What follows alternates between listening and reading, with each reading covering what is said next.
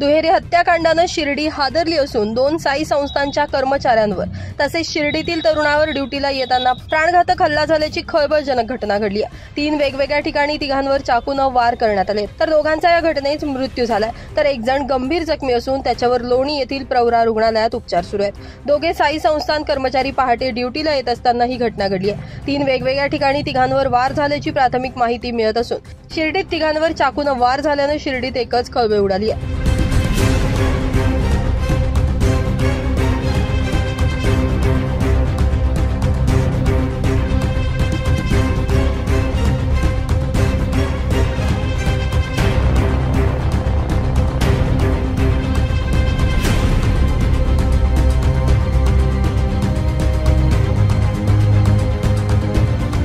सुभाष साहेबराव घोडे साई संस्थान कर्मचारी कर्डोबा नगर चौक, नितीन कृष्णा शेजूळ साई संस्थान कर्मचारी साकुरी शिव, तर कृष्णा देहरकर राहणार श्रीकृष्ण नगर यांच्यावर लोणीतील प्रवरा या ठिकाणी उपचार सुरू आहेत। शिर्डीत कायदा सुव्यवस्थेचे धिंदवडे निघाले असल्याचे चित्र बघायला मिळते।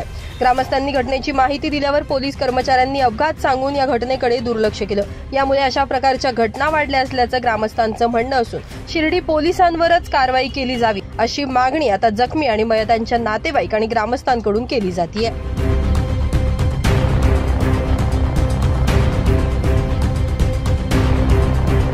अत्यंत दुर्दैवी घटना ही सकाळी 4 वाजता पहाटे अशा प्रकारे चाकूनी वार करण्यात आले। खरं तर अशी घटना पहिली कधी घडलेली नाही। ही अचानक झालेली एक निर्घुण हत्या आणि कृत्य आपल्या परिसरामध्ये घडलं आणि 4च्या सुमारास झाल्यामुळे फार लोक जागे नव्हते। हा निरोप येता येता 6-7 वाजले, तर 2 बॉड्या वेगळ्या वेगळ्या स्पॉटवर सापडल्यात। एक आता आमच्या प्रवरा मेडिकलला उपचार घेतोय, तो धोक्यातून बाहेर यावा कदाचित ही अपेक्षा अजून मला माहिती नाही, डॉक्टरांशी मी बोललो नाही। पण हे जे 2 लोक CCTVवर दिसतात त्या पद्धतीने हे कृत्य झालेलं आहे। आणि परत एकदा तोच मुद्दा ऐरणीवर आला जो मी माझ्या वक्तव्याने बोललो की शिर्डीमध्ये हे जे मोफत अन्नछत्र यामुळे वाढती गुन्हेगारी आणि यामुळे हे जे बाहेरचे लोक आलेले असावेत रोजगाराच्या माध्यमातून किंवा या सगळ्या प्रक्रियेच्या माध्यमातून जे शिर्डी मोफत करून ठेवलेली आहे त्याच्या माध्यमातून आजचा हा दिवस यावा ही दुर्दैवी बाब आहे। आणि ही आमची मागणी आज त्या ठिकाणी कदाचित महाराष्ट्राला कळेल की आम्ही जे बोललो होतो ते कोणत्या उद्देशाने बोललो होतो। पण मला असं वाटतं की आज त्यावर राजकारण नको, जे घडलं ते दुर्दैवी आहे।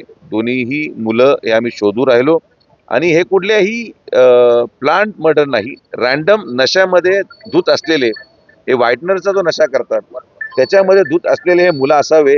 कारण की रस्त्या चालतात 3 वेगळ्या वेगळ्या लोकेशनला जो सापडला त्याला मारून त्याच्या खिशातून पैसे काढण्याचं जे कृत्य झालेलं आहे यामध्ये मला वाटत नाही की कुठलं याला जाती किंवा धर्माचा रंग असेल।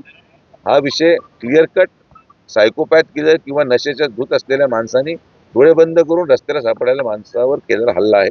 मला विश्वास आहे की दुपारपर्यंत हे दोन्हीही आरोपी आपल्या ताब्यात असतील आणि यासाठी पोलीस प्रशासन काम करायला तयार आहे। गुन्हेगारीवर लक्ष केंद्रित केलं आहे, मात्र पोलिसांच्या कार्यपद्धतीवर आज अनेकांनी प्रश्न उपस्थित केले आहेत। पोलिसांना कळवण्यात आलं, त्यांनी ऍक्सिडेंट म्हणून दुर्लक्ष केलं।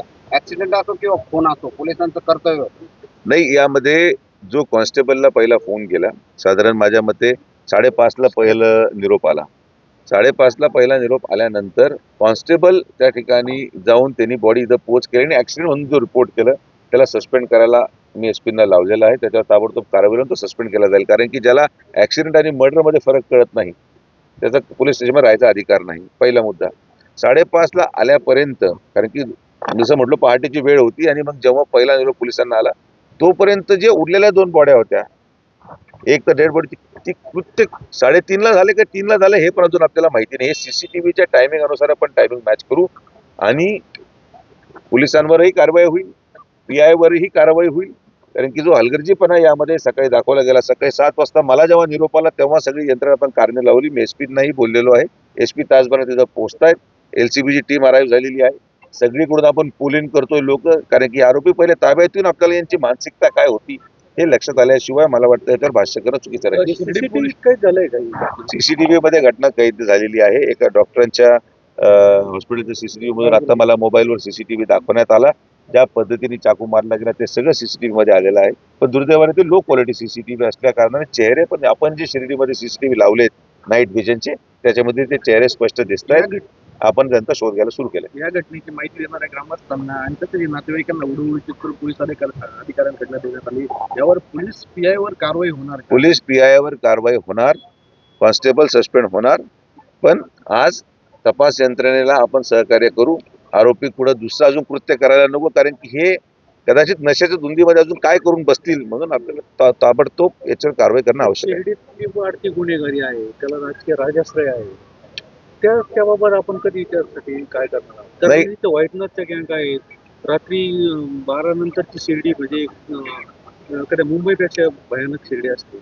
नाही, आपण आता एवढे दिवस या सगळ्या गोष्टी मागं किंबहुना प्रयत्न केला, पण आता आपण ऍक्शन मोडवर जाऊन अजून अधिक कठोर कार्यवाही करू, ज्याने की या पद्धती पण याला सगळ्यांची जोड लागेल. याला प्रसादालयाचं पहिलं हे सगळं बंद झालं पाहिजे. तुम्ही आताही सकाळी पहा नाश्ता पाकिटला जी गर्दी झालेली आहे, जी गर्दी होते सकाळी नाश्ता पाकिटासाठी, कुठले लोक आहेत, हे कोण आहेत? आणि म्हणून आता हा प्रश्न संस्थांना करावा लागेल. आम्ही ते करून घेणार.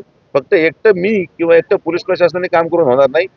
लोकांना इथं येण्याचं आणि बाहेरचे लोक इथं येऊन गुन्हेगारी करायचं कारण काय, याच्या मागं पण खोलवर आपण गेलं पाहिजे. पण जसं मी म्हटलो, आज ती राजकारणाची वेळ नाही. आम्हाला विनंती आहे सगळ्या आमच्या पत्रकार बांधवांना की आम्हाला आमचं काम आज आपण करू द्यावं. आरोपी निश्चित झाल्यावर आपल्याला परत आम्ही सबभर करू. साहेबांची शिर्डी ही आंतरराष्ट्रीय देवस्थान आहे.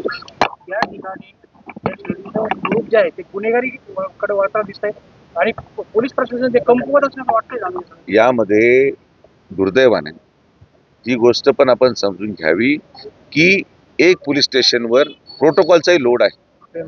हे आंतरराष्ट्रीय पर्यटन स्थळ असल्यामुळे इथं रोज कोणी ना कोणीतरी मंत्री, माननीय कोणी न्यायाधीश असतील किंवा अनेक VIP लोक येत असल्यामुळे एकच पोलीस स्टेशन, त्याच्यावर क्राईम आणि प्रोटोकॉल. म्हणून आम्ही गेल्या 3 वर्षापासून हा विषय मांडला होता की प्रोटोकॉल संदर्भात सेपरेट पोलीस स्टेशन आणि सेपरेट कॉन्स्टेबल गाड्या देण्यात याव्या. पण आता ती मागणी 1 आठवड्यात आम्ही माननीय मुख्यमंत्री आणि गृहमंत्र्यांकडे मांडून मंजूर करून घेऊ. हे अनेक वर्षाची मागणी होती, पण आता ती आज पूर्ण होईल. आता आम्ही लवकर ताबडतोब त्या मागे लागणार आहोत. ब्युरो रिपोर्ट, नाशिक माझा न्यूज, शिर्डी.